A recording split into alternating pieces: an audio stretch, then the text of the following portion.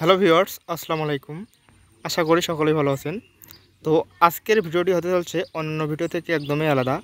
তো আজকে আমরা জানবো পাট খেতে আমরা কন্টিনিউয়াস আমরা দেখতে পারি পাট গাছের পাতাগুলো ছিদ্র করে দেয়, পাতা ছিদ্রকারী পোকা।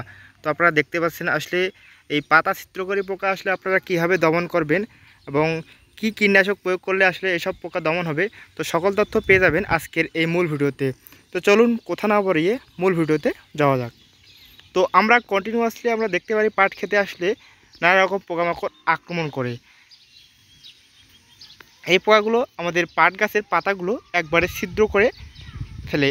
এই পোকাগুলো কিন্তু আমাদের পাট গাছের পাতাগুলো একবার ক্ষতিগ্রস্ত করে ফেলে, ফলে আমাদের পাটটা তত ভালো হয় না।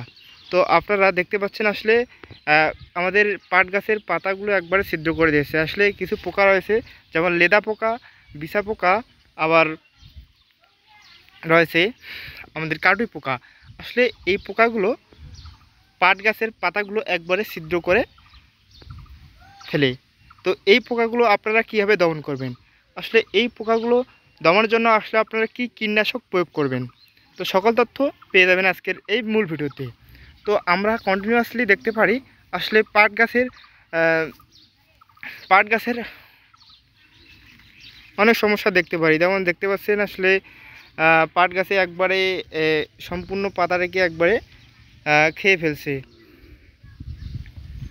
তো এইভাবে আপনাদের পাট ক্ষেতের অবস্থা হলে অবশ্যই আপনারা এই লেদা পোকা এবং বিছা পোকা এবং কাটুই পোকা দমনের জন্য অবশ্যই আপনারা সেনভ্যান বা আপনারা ভিটাকো দিতে পারেন। এই কীটনাশকগুলো দিলে আপনাদের পাট ক্ষেতের এই পোকাগুলো খুব সহজেই দমন হয়ে যাবে। তো প্রিয় দর্শক, তো আপনারা চেষ্টা করবেন এই কীটনাশকগুলো প্রয়োগ করার বিকালবেলা, পরন্ত বিকালে আপনারা প্রয়োগ করবেন, তাহলে আপনাদের পাট ক্ষেতের এই পোকাগুলো খুব সহজেই দমন হয়ে যাবে।